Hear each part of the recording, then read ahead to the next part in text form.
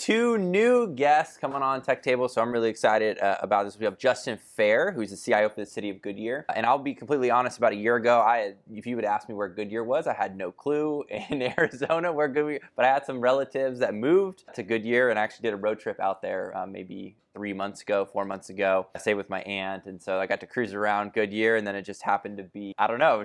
How did you find Tech Tables, by the way? I was meaning to ask you this. Just online through the connections. Just happened to see the podcast and started listening to it, and you've had some good talks. Thank you. I appreciate that. And I'm digging into my pocket because this maybe is a theme. I've got a City of Goodyear coin.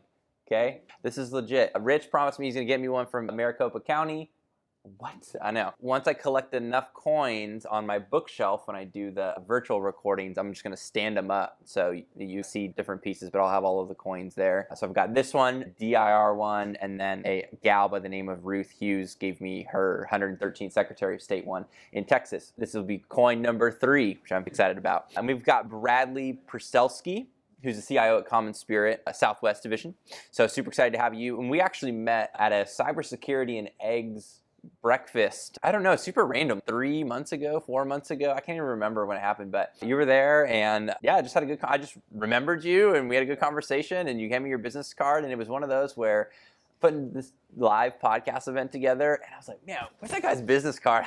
He wants to come to this, and then I found it, and you were, because you're not on LinkedIn or Twitter. Yeah, you're like hard to find. So I'm in a digital presence. So today's podcast, give ownership to create buy-in. And the reason why I really like that title is because I think you both manage teams. You both have managed teams for a while now, which is really great. And there's a real business people and kind of operation side to managing. And so in order to be highly effective, you really need that ownership and that buy-in with your team. Justin, I'm going to start with you. Quickly want to get a little bit of your background, and the reason why I paired you two together is because you actually used to work in Lubbock, Texas, and so you've got a lot of technical and infrastructure experience from Yuma Medical Center and UMC Medical Health. Maybe you just talk about that, and then we'll kick off the next question. Yeah, sounds good. Yes, so out of college, I worked for a software and hardware company for years, and then I moved from Texas out here to Arizona, and I worked for Yuma Regional Medical Center, getting into the technical role, working in the data center. Moved up there. When I left there, I was the ISO for the hospital there, and went back to Texas to be near family in Lubbock with the health system there. And that's where I got my roots with really the hardware, the technology, the infrastructure, and also the security side of things. So a little bit on that challenge coin is actually a challenge coin that I got. If you flip on the backside, it's got the Cali Dragon on it. And that is what we use for internal competition. So as we do department education and those things, Tim gives out chocolate Bitcoins, and Swedish Fish, we give out challenge coins. And so just to help promote that security awareness. And I got that from the health system space as well. And that's what's kind of got me here. And then as I transitioned, I've been with the City of Goodyear for almost 2 years now. And it's been a fun journey. I can honestly say I didn't know what I was getting into, going from healthcare IT, almost 15 years in healthcare IT, moving into public government. You hear stories, but you don't really know what you're getting into. But I'll say it's been great. And Goodyear, moving to Goodyear, it's like, where's Goodyear? I know where Yuma was. That's where my wife and her family are from, but everything else was just Phoenix. And then as we came out and looked, and Goodyear's known as one of the last places you see when you're driving from Phoenix to LA. But it is now one of the top 10 fastest growing cities in the U.S. And that in and of itself introduces its own challenges with growth. And some of the conversations today have been around speed and the speed of government and those things. And when you're one of the top 10 fastest growing cities, you have to be speedy in what you do. Yeah, we drove here from Santa Barbara, and Goodyear is that whatever you take, I forget what it is, if it's the 10 or whatever, but you basically, when we leave, we will stop in Goodyear to get gas because it jumps from $4.50 to $6.50 right now in California. So it is, it is no joke. I was curious around, you were working the cyber side, you had mentioned to me about the electronic plan reviews and like IT infrastructure. How is that kind of decade of medical IT experience influenced you as a city CIO now? As I mentioned, going from healthcare IT into municipality, I didn't know what I was getting into. And I think it took about 6 months for me to really understand the healthcare side really prepared me for it. And there are really a lot of similarities in terms of technology is technology. Within healthcare IT, we spent years trying to consolidate through automation of systems, stand up electronic health records, drive those technologies to not only support the business from the clinician's workflow perspective, keep the data secure, but also how do we engage the patient from the patient perspective? How do we take that consumerization of technology in healthcare outwards? Then with that thing that happened in 2020, it even drove it even more so from the speed to have to roll out telemedicine and accessibility of healthcare virtually. That really pushed that level of technology in the health system space is an area that lacked. Now, fast forward moving into the city side. On the city side, it's very similar problems. We've got internal business systems, whereas on the health system side, you may be trying to integrate 85 different systems that manage patient data. On the city side, 85 different systems trying to manage resident data, citizen data. And so integration of systems, the data aspect, the security aspect, very similar.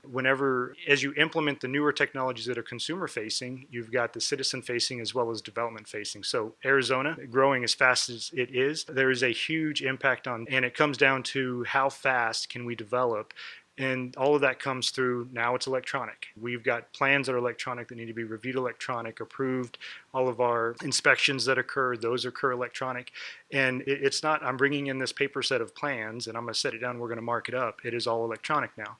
And so it's how you engage the development community to help promote the growth, and then also engage the citizens from smart cities technologies. Accessibility of broadband and access is huge right now with the federal dollars coming down, trying to understand how that ties in back to the healthcare aspect and promoting that from a telemedicine perspective. If you don't have access to good, reliable internet, you're going to struggle with telemedicine as a service. And so in helping, what can we do as a public municipality to promote that competition from an accessibility perspective? What can we do from a policy perspective to maybe change the way that we think in terms of how we engage our service providers, our internet service providers, to help ensure that our citizens have access to broadband. That's a huge conversation that we've been working through lately. Love it. And Bradley, what are some of the similarities and differences that you're seeing right now in CommonSpirit on the Southwest Division side? So very similar in that regard, Joe.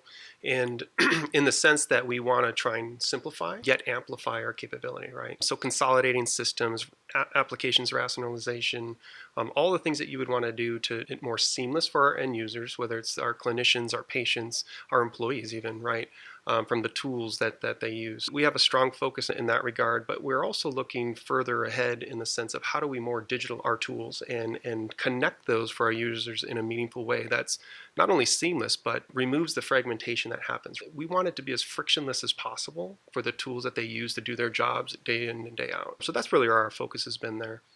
Awesome, that's great. And Justin, you've got a lot of I think you said there's a ton of projects in flight. We won't go over the specifics of all of the projects you have, but I love what you said about turning Goodyear IT from a mom and pop shop into an enterprise shop. So I was curious, what excites you most about that challenge? The challenge. It really is. It's fun coming into an environment in a weird way that's fun, but it is great to see an organization grow and mature. And think of it as your child or your baby. You love to see that the team grow. You love to see the maturity grow. And as I come in, and as I came in, again, Goodyear is growing at a pace that has not been seen in their history in terms of employee staffing, as well as residential counts. And so we have to grow, and with that, we have to mature from that small city feel from a management perspective to more of an IT enterprise shop type of perspective. So that's what I refer to growing from a mom and pop shop to an enterprise IT shop. And that's what's exciting. We've got a lot of initiatives in play, and we've got to do the basic blocking and tackling. We've got to make sure that we're following our basic processes. We're making sure that we've got a good cybersecurity framework, that we're measuring that, we're managing that, we're doing the basics. But from an innovative perspective, what are the next things we need to be looking at? And that's drawn from the healthcare space. Healthcare was huge on data and analytics and helping to make informed decisions with the use of data. And I see that, at least in my experience here, that has not been a collective strategy within Goodyear coming in. So over the last year, we've had a very specific focus on establishing a data management program. And how do we build that program?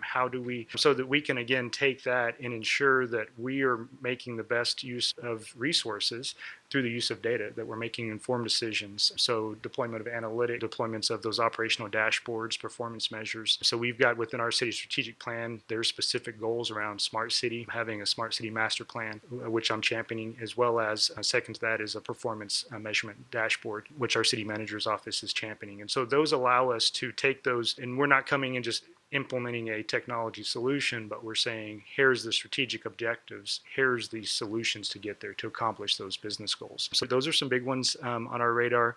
Continued collaboration, that's what's really exciting. And I think as you see, and back to how do I get tied in with tech tables, it's through the collaboration of the Arizona group. We've got a very strong collaboration at the county, state, and local levels. And that's something that we continue to promote. A lot of times you don't hear about that on the government side. And I see it too in some cases, but I think we've got a good group of CIOs in there led by good, strong leadership up through the state. And it's how can we, because we can't do it alone, it's how can we lean on each other, partner with one another to help move those initiatives forward, whether it's data, security, broadband, accessibility, all the way through to implement basic, typical, traditional IT you think of in terms of systems management, citizen engagement, those things. So. Yeah, that's great. Bradley, what excites you with CommonSpirit? Is it building a better EMR system, or is it simplifying patient payments, or cybersecurity, or more digital experiences? What are you looking at that excites you? Yeah, I think as I look at it in the history of CommonSpirit, we're only about 3 years old when you really think about it. We came together, 2 separate ministries that were Catholic-based. Dignity Health, which was based here out of San Francisco, had presence here in Arizona and Nevada, merged then with Catholic Health Initiatives, which was headquartered out of Denver. And now we cross 26 states. So as you think about that, so I have 7 other peers that help do this role across our nation. And when we think about where we're headed as not only as a ministry, but as an organization that is still coming together, the things that we focus on are first, do we have the right talent at bay to drive us forward in a meaningful way? That we can then take care of our clinicians. Can we provide our clinicians the very best experience as a caregiver to treat our patients in such a meaningful way that provides that seamless interaction that is frictionless for them to come in as they leave our acute settings, as they may present in our ambulatory settings? Can we help them at home? It's all of those things that we think about. Do we have the right people to focus on that? Secondly, we focus then on our excellence, and excellence comes in many forms. So here in the state of Arizona, we have Barrow Neurological Institute, right? It's world-renowned for what they do in the neurospace. We also have Norton Thoracic Institute, right? So the #1 lung transplant group in the country. And we partner with those groups in a way to understand their use case. We really understand from a technology standpoint what that true clinical or business driver is. And from there, we build the technology to present excellence across that use case. And then lastly, I would say our future. What do we look forward to in our future that is going to be meaningful? How can we be the very best Catholic-based healthcare system in the nation? And we do all we can around people, around tools, around you name it, to try and advance our capabilities in that regard. Yeah, that's great. Justin, I know you're a big fan of Jocko and Echelon Front. Have you heard of Muster, their conference? Okay, have you gone to a Muster? Not yet. So I've gone to Muster in Las Vegas, and it is amazing. If you ever want to go, and we can make the dates work, we should go together. I would go again. It is the best leadership probably on the planet. So for those who are not familiar, by the way, Jocko Willenick is a former SEAL team leader, just decorated commander. He led during the Battle of Ramadi, so in Iraq and Afghanistan. And actually, to plug my own, I've got my own personal podcast just to plug that. It's called The Study, and I actually interviewed Jocko's lead sniper. I know you listen to it. You love that episode, right? He's a killer. Yeah, it's got the most downloads of any podcast episode I've ever done, ever. It is a good one, yeah. It's pretty hard to beat when you've got a guy whose arms are huge. His name's JP, and the level of intensity and focus and commitment. And JP was an awesome guy. You posted an article online from Echelon Front. How do you create buy-in, right? It's give your team ownership, empower them, give them that ownership. I was curious, what spoke to you in that article that you're trying to apply to the city of Goodyear right now? Yes, huge Jocko fan. And it's interesting. There's really 3 things, and I'll break down each of those 3. The first one is you start with the why. And Doug mentioned Simon Sinek. I'm also a huge Simon Sinek fan, and those two don't really necessarily go synonymous with each other. But Jocko in Simon Sinek, that would be a podcast combo. But it starts with the why, and then second to that, it is really empowering them with the goals, establishing what that goal is, what the mission is. And then the third is empowering them to go do it. And so starting with the why, I mean, is the core foundation of anything we do. In healthcare, the why is, and a lot of times, very simple. You are there to take care of the patient. You are there to support the clinician. On city government side, within Goodyear, it's to support our business units, but it's to support the development community, which directly has an impact on economic development.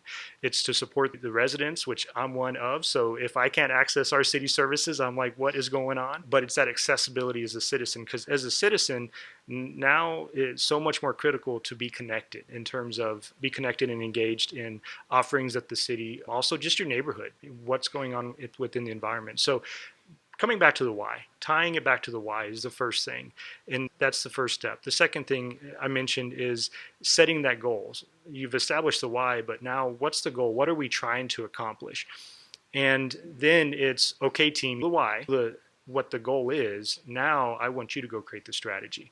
That's one thing Jocko really hits very strongly on, is empowering your team through that ownership. And I think we all see it, and we can call it different things. But if the team is not bought into what you're doing, into the mission, into the plan, they're not going to be all in. And in order to truly get that buy-in, in a lot of cases, and it's not that authoritarian approach of you must get this done. It's here's the mission, here's the goal. How are we going to accomplish that? And for me, that's when I step out and I say, okay, team, tell me how you're going to get there. And that's how you create that buy-in, is you put that ownership and allow them to take that ownership. And I think that's so crucial. And it's tough coming from, you mentioned, I'm an infrastructure guy by background, working in the data center.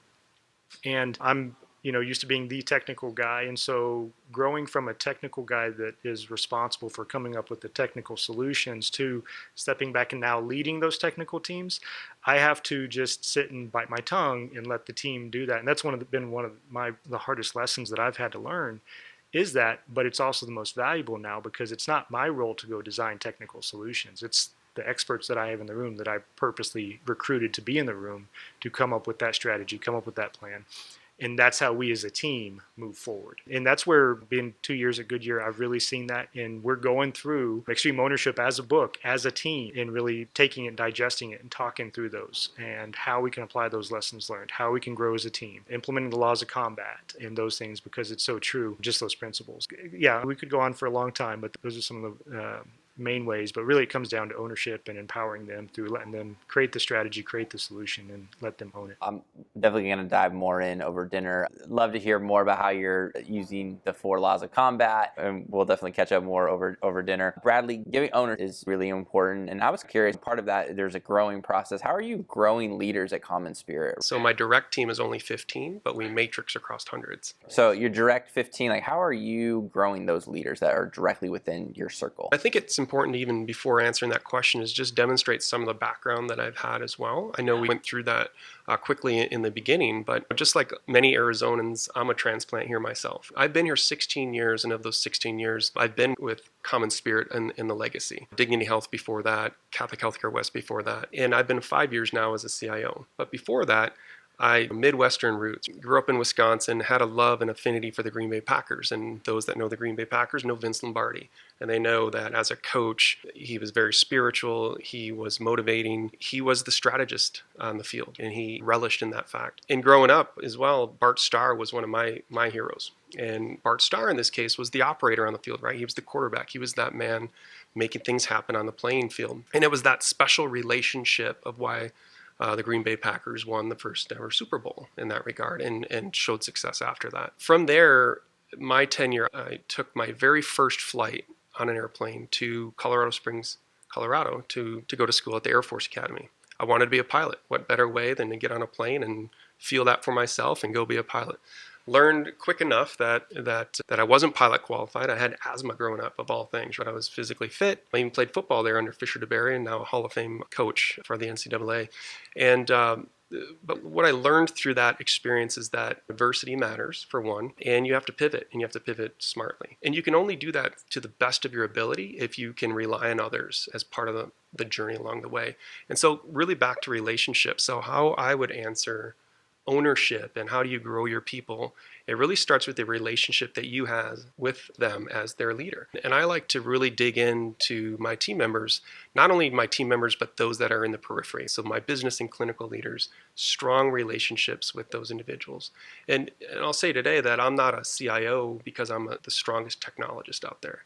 I'm a CIO because I have the ability to grow and maintain very strong relationships, and I know how to connect those dots. But what I would always focus on is what would motivate, and I think, Justin, you hit on this earlier as well, is how do you truly motivate those individuals to take on that ownership? What drives them? What motivates them? What is intrinsically valuable for them to grab onto? And it really starts with their own authenticity. I heard earlier about being genuine. Authenticity is that same thing. It showcases your credibility and your willingness to dive in and roll your sleeves up and take it on. So that's the journey. We talk about how do you best have the relationship for this project, for example, or how do you work with this vendor or this partner across the aisle to get the job done to the very best extent possible. So again, I think relationships matter. We've heard that all the time, but relationships as it pertains to ownership is vital. I love that, relationships as it pertains to ownership. That is fantastic. I appreciate the both of you coming on Tech Tables and picking up this conversation over dinner. Thank you guys. Appreciate it.